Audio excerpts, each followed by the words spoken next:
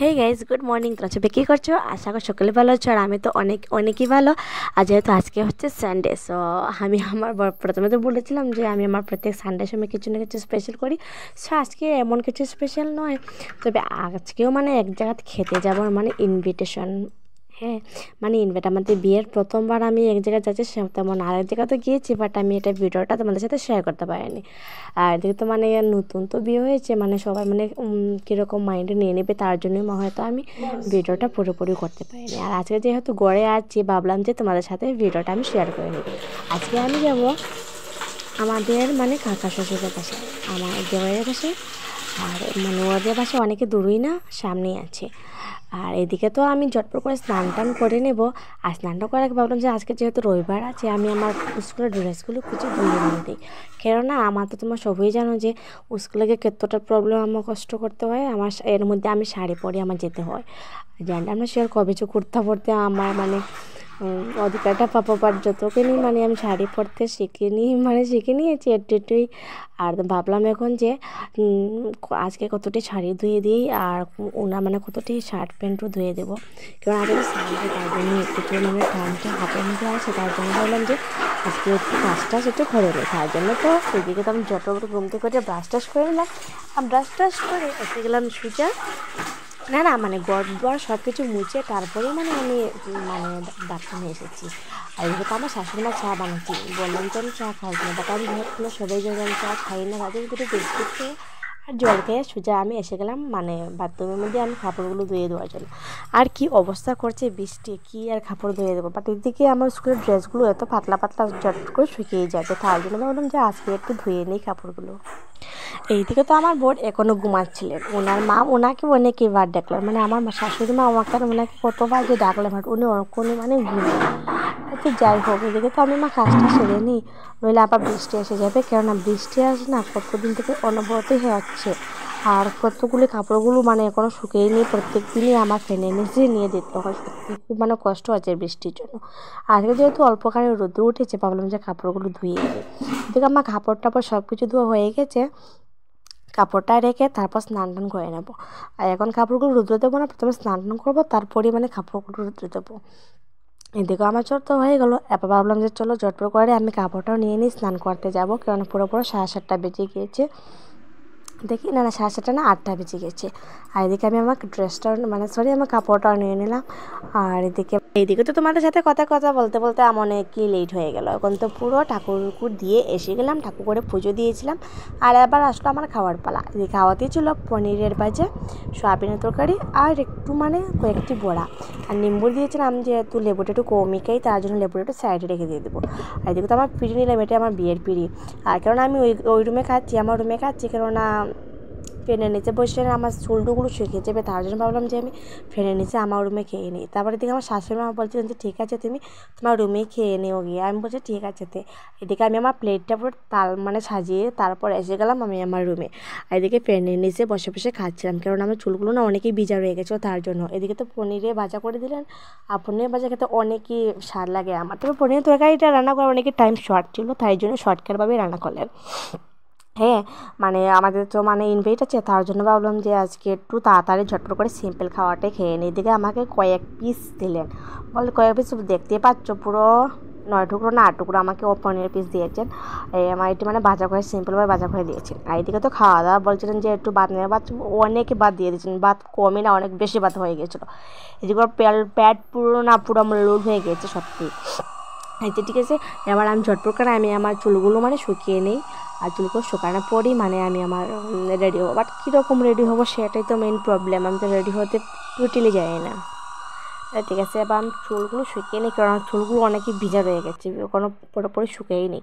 আর এদিকে তো আমার চুলগুলো অল্প অল্প শুকিয়ে নিয়েছি। আর আবার বললাম যে একটু মেকআপ করে নিই, যেহেতু তোমরা সবাই জানো যে আমি মেকআপ করা জানি না, আর মেকআপ আমি খুব কমই করি। আর এদিকে তো এইচডি মানে কি যাই না, এটা আমি ফাউন্ডেশন, হ্যাঁ একটু ইউজ করলাম। আর এদিকে আমি একটু ইউজ করলাম, খুব মানে সুন্দরই ছিল, না মানে সেন্ট মানে খুব সুন্দরই ছিল, মানে ওকে আমি মুখে লাগিয়েছিলাম না, অনেকই ভালো লাগছিলো। তবে আমি তো মেকআপ তো তোমার সবই জানো, আমি মেকআপ করা যাই না, তার জন্য আমি নিজে নিজে একটু সব কিছু ইউজ করেছিলাম। আমাকে সব জায়গায় যেতে হলে আমাকে আমার বড়ো বোন বড়দিও আমাকে মেকআপ টেকআপ করে দিত, তোমার সবই জানো। আর আমি তো মেকআপ করা জানি না, এদিকে ভাবছিলাম যে সিম্পলভাবে একটু রেডি হয়ে নিই, বাট কী করবো, বউ মানুষ তো বউয়ের তো দেখতে লাগবে, বাট আমাকে না বউ লাগে না, জানি না কীরকম লাগছে আমাকে।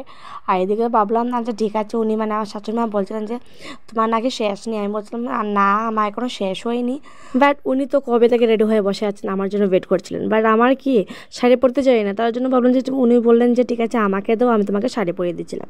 এদিকে আমি চটপট করে রেডি হয়ে গেলাম, বলে তো আমাকে কীরকম লাগছে, বউ লাগছে নাকি। আমি না খুব মানে সিম্পলভাবে রেডি হয়ে, আমি যেহেতু জানি না রেডি হওয়া, তারপরই মানে অল্প অল্প রেডি হচ্ছিলাম। এদিকে বড়দিকে ভিডিও কল করে বলছিলাম যে দেখছেন আমাকে মানে কীরকম লাগছে, ও বলছিল যে সুন্দর লাগছে, ফটফটে লাগছে। ঠিক আছে, আমি যেহেতু মেকআপ করা খুবই কমই জানি, তো আমার সাথে যখন আসো তুই আমাকে সুন্দর করে মেকআপ করে দিয়ে দিবি, তো বলছে ঠিক আছে। এদিকে চললাম, আমি আমার বর আমাকে নিয়ে চললো, আর শাশুড়িমাকে উনি মানে প্রথমে দিয়ে দিয়েছেন। আর এদিকে আমি এসে গেলাম, আর এসে দেখলাম যে মানে ওরা মানে অলরেডি কাজে লেগে গিয়েছিলেন, আর আমাকে দিলেন চা, বাট আমি তো যেহেতু চা খাই না, তার জন্য একটুখানি বিস্কুট খেলাম আর মিষ্টি খাচ্ছিলাম, মানে মিষ্টিটা আমরাই আনছিলাম। এদিকে দেখলাম শাশুড়িমা এসে মানে আমার বৌমাকে একটু হেল্প করেছেন, বৌমা মানে আমার দেওয়ারের মা আর আমার কাকা শ্বশুরের মানে ওয়াইফ। এদিকে তো রান্না করেছিলেন, মানে ওরা ঘর দেখো, মানে ওরা ঘরটা না নতুন তৈরি হচ্ছিলো, তার জন্য ঘরের পুরো মানে এরকম গ্যাস আছে, তারপরে মানে গ্যাসটার মধ্যে ইউজ কম করেন। তারপর মানে ভাবলাম যে মানে বলছিলাম যে শুধু মানে চাটাই মানে করেন না, মানে আমি তো ফার্স্ট টাইম এসেছি, তার জন্যই আর কি এরকম আমি হঠাৎ করে দেখে ভাবলাম কি মানে। আর এদিকে দেখলাম আমার মানে কাকা শ্বশুর মানে উনি মানে একটি মুরগি কাটছিলেন, এটি হলো লোকাল মুরগি। আর এদিকে তো আমাকে বলেন সব কিছু রেডি করার জন্য, আমাকে না মানে আমার শাশুড়ি মামা রেডি করেছিলেন, না বললেন যে ময়না তুমি ওটার মধ্যে সব কিছু দিয়ে দাও, আমি বলছি ঠিক আছে আমি দিচ্ছি। আর এদিকে তো এক হাতে ভিডিও করছি, আর এক হাতে তোমাদের মানে আলুগুলো মানে সব কিছু দিচ্ছিলাম ওদের মঠের মধ্যে। আর আমাকে যেহেতু রান্না করার কথা বললেই আমার মানে কী বলবো, আমি তো রান্না করে সবাই জানি, আমি সব কিছু এভরিথিং রান্না করে জানি, শুধু মাংসটা রেখে আমি এভরিথিং রান্না করে জানি। এদিকে আমার শাশুড়ি মা রান্না করছিলেন, আর আমি ভিডিও করেছিলাম বসে বসে। উনি বলছিলেন যে আমাকে তুলো না, আমার মানে সুন্দর হয়নি, বাট আমি বলছিলাম না কিচ্ছু হবে না, সুন্দরই লাগছে। আর এদিকে তো প্রায় রান্নাবান্না শেষ, আর ভাবলাম যে এদিকে আমার কাকা শ্বশুর এসে না এনে আমাকে সবটা দিয়েছিলাম, ভাবলাম যে চলো খেয়ে নিই। এদিকে আমি চুপি চুপি ভিডিও করেছিলাম, সত্যি মানে সবাইকে দেখে না একটু চুপি চুপি ভিডিও করেছিলাম। আর এই দেখো আমার বর এসে কি করছে, এই দেখো এই মানে পাহাড়টা মানে উনার না এইসব জায়গায় খুব বেশি ভালো লাগে, তার জন্যই মানে আমারও ভালো লাগে। বাট এই দেখো পাহাড়টা, এদিকে আমারও খুব বেশি ভীষণ ভালো লাগছে, ভাবলাম যে আমি উঠবো, আমি কীরকম উঠবো জায়গাটা অনেকে। দেখো আমার কুত্তাটা কী করছে, সরি আমার কুত্তা না মানে ওদের কুত্তাটা। আর আমার যেহেতু কুত্তা বেশি ভালো লাগে না, তার জন্য কুত্তাকে আমি একদম টাচ করিনি। আর তোমাদের মানে ওরা গোয়াটা দেখবো ওয়েট, এদের মানে গোয়াটা না পুরোপুরি এখনো হয়নি, এখনো কাজ চলছিল, এদিকে মানে নতুনটাই হচ্ছিলো। এদিকে তো কত সুন্দর পাহাড়ের মধ্যে ওদের ঘরটা বানিয়েছিলেন, আর খুব সুন্দরই মানে জায়গাটা। এদিকে ওনা মানে আমার বর বলছিলেন যে চলো উপরে আসো, এদিকে আরেকটি জায়গা দেখে যাবে। আমি বলছিলাম আমার দ্বারা এটা পসিবল না, আমি কীরকম উঠবো।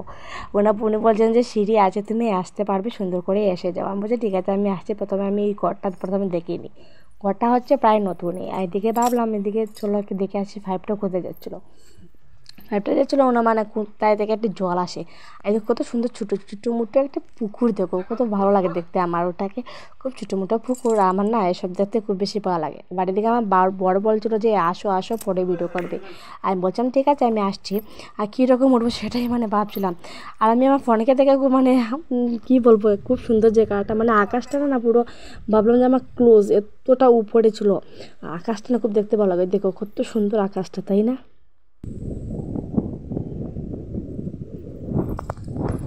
আর না